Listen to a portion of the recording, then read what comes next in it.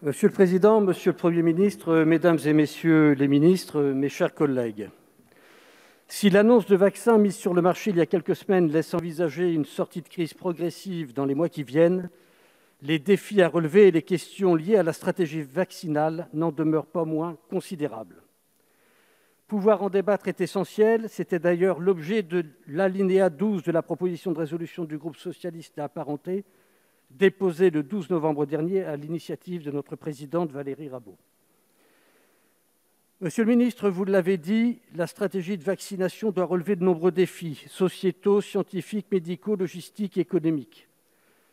J'aimerais ici remercier le président de l'Assemblée nationale qui s'est engagé pour que l'Office parlementaire des choix scientifiques puisse jouer tout son rôle de contrôle et d'évaluation. Au pied levé, une mission bicamérale, 2 députés et 2 sénatrices, a vu le jour, coordonnée par son président Cédric Villani, que je salue au passage. Cela a permis hier de présenter un rapport d'étape. Cela permet aussi d'apprécier le long chemin qui reste à parcourir pour réussir la stratégie vaccinale que vous venez de nous présenter. Cette stratégie vaccinale s'appuie aujourd'hui sur plusieurs éléments liés à la connaissance du virus et de la maladie. On sait que le taux de létalité varie surtout en fonction de l'âge et augmente jusqu'à 8% en moyenne pour les plus de 80 ans. Dès lors, la recommandation de la Haute Autorité de Santé que vous avez rappelée de procéder par vaccination progressive, par phase, en priorisant les publics âgés et ou les plus fragiles par des facteurs de morbidité, apparaît raisonnable. Cependant, il y a un premier point qui ne favorise pas la bonne compréhension par nos concitoyens et par les parlementaires des décisions prises. La multiplication des cellules et autres conseils de sécurité opacifie la prise de décision au lieu de simplifier la coordination. Qui prend les décisions, Monsieur le Premier ministre? Avec quel conseil? Dans quelle transparence? Comment s'articulent les organismes de conseil et d'experts qui vous accompagnent dans la prise de décision? L'articulation de tous ces conseils n'apparaît pas très lisible, ni aux parlementaires, ni aux concitoyens. Il apparaît donc nécessaire de clarifier les rôles et missions de tous ces organismes et d'en rendre la lecture intelligible pour les Françaises et les Français. La bonne performance de la chaîne logistique est une condition majeure de la réussite de la stratégie vaccinale. Le défi est extrêmement ardu dès la première phase de vaccination, compte tenu des contraintes de transport et de manipulation du vaccin qui sera disponible.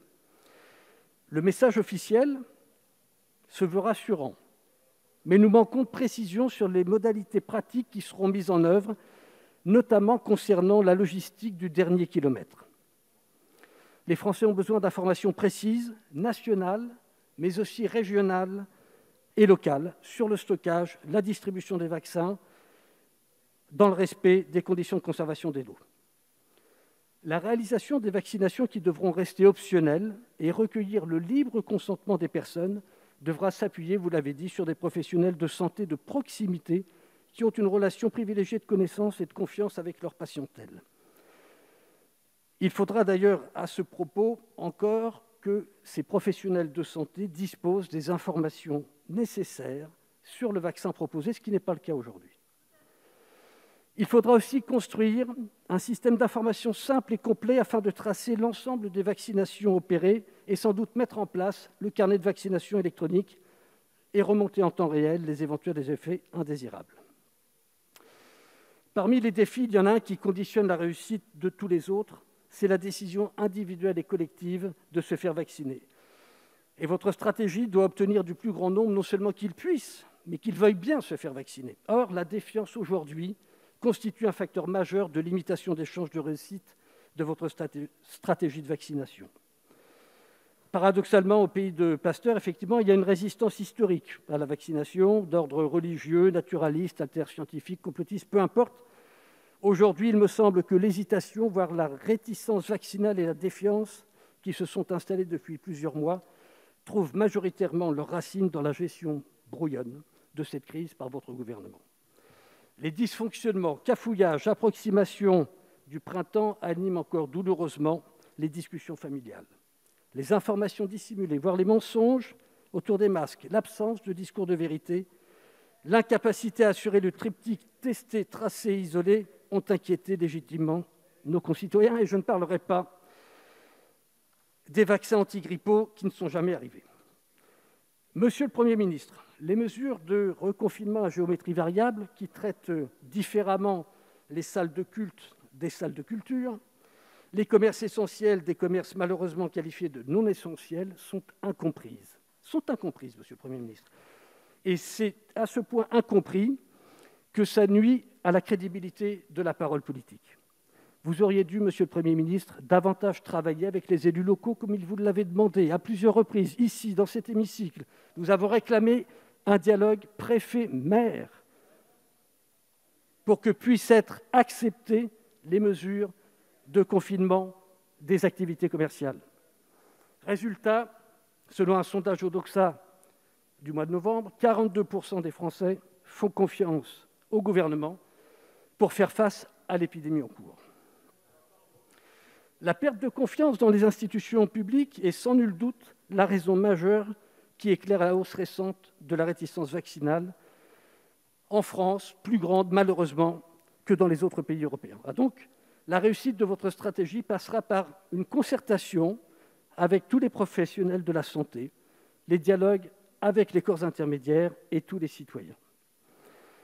Le premier remède contre la défiance, c'est la transparence, vous l'avez dit. Les questions d'indépendance des acteurs de la stratégie vaccinale à l'égard des intérêts privés sont souvent posées. C'est pourquoi il est important que vous puissiez apporter des réponses précises sur la prévention des risques ou la prévention des conflits d'intérêts, notamment en mettant en place une déclaration obligatoire des intérêts privés des personnes concernées et actives dans les différents comités. Lisez les réseaux sociaux, Monsieur le Premier ministre, je vous assure. De même, il n'est pas normal que seule une poignée de députés européens soient autorisés à consulter les contrats passés entre l'Union européenne et les laboratoires. Et pour les consulter, ils doivent être habilités et se présenter sans téléphone ni stylo. Comment, dans ces conditions, parler de vraie transparence? Alors, je le demande au nom de mon groupe, Monsieur le Premier ministre, rendez public l'ensemble de ces documents pour éviter d'alimenter les discours de méfiance et de défiance. Instituer un registre public national ou européen des contrats signés. La transparence n'est pas un acte de foi, elle doit être mise en œuvre concrètement en dépassant les incantations. L'accès à l'information scientifique, médicale, pharmacologique, économique doit également être facilité. C'est d'ailleurs une recommandation forte de la mission d'évaluation de la stratégie vaccinale. L'acceptabilité passe par l'accessibilité de l'information. La communication devra donc porter clairement sur les vaccins, leurs éventuels effets secondaires et les nouvelles technologies mises en œuvre des vaccins à ARN messager. Les doutes exprimés par nos concitoyens avant d'aborder cette nouvelle étape sont légitimes, Monsieur le ministre. Il est normal de s'interroger lorsque quelque chose de nouveau apparaît. Le doute, c'est même le principe de la science, et il faut respecter tous ceux qui doutent, quelle que soit leur raison. Et ce doute appelle des réponses précises, claires. Il faut dire clairement ce que l'on sait, ce que l'on ne sait pas, et ne rien cacher à la population. La vaccination peut apparaître comme une solution progressive et efficace à la crise sanitaire que nous vivons depuis des mois. Nous le souhaitons tous. Et je pense, comme vous tous, à toutes celles et tous ceux qui sont frappés par la maladie ou par les conséquences économiques et sociales de cette crise sanitaire.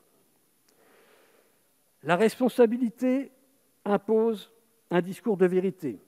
Les spécialistes sont formels. Votre professeur Alain Fischer, qui préside le conseil d'orientation, l'affirme aussi. Si l'efficacité du vaccin Pfizer est avérée pour éviter le développement des formes graves, rien ne permet d'affirmer aujourd'hui que les vaccins aujourd'hui sur le marché permettront d'empêcher la transmission du virus. Il faut donc que l'ensemble de nos concitoyens soient bien informés. Il faut également tirer toutes les conséquences de la mauvaise stratégie vaccinale adoptée au moment du vaccin H1N1. Les médecins avaient été mis de côté, des grands lieux avaient été réquisitionnés pour vacciner. Résultat, le lien de confiance s'était altéré. Alors, Monsieur le Premier ministre, nous venons d'apprendre que la date initialement indiquée par l'Agence européenne du médicament, qui doit autoriser le vaccin, donnerait son autorisation en début de semaine prochaine, ce qui devrait permettre à notre propre autorité nationale d'accélérer son processus et de valider à son tour la mise sur le marché national du vaccin. Il apparaît néanmoins cependant souhaitable que le gouvernement n'accélère pas inutilement sa date de déploiement, car les aspects logistiques, l'éthique du consentement et la communication pour une bonne acceptabilité de la démarche ne sont pas encore au point. Et s'il est symboliquement important que la date de vaccination soit identique dans tous les pays européens, il est aussi important que ceci soit disponible en tout point du territoire, en même temps, en métropole, en outre-mer. On peut le regretter, votre gouvernement aurait dû se préparer bien plus tôt. Mais malheureusement, nous doutons fortement que cela puisse être le cas fin décembre, comme vous venez de le dire. Enfin, je terminerai, Monsieur le Président, par un regret fort. Nous n'aurons pas de vaccin français avant de nombreux mois, et je pense que la seule conclusion que nous pouvons tirer, c'est la faiblesse du soutien financier que nous avons apporté en France, contrairement à nos confrères européens.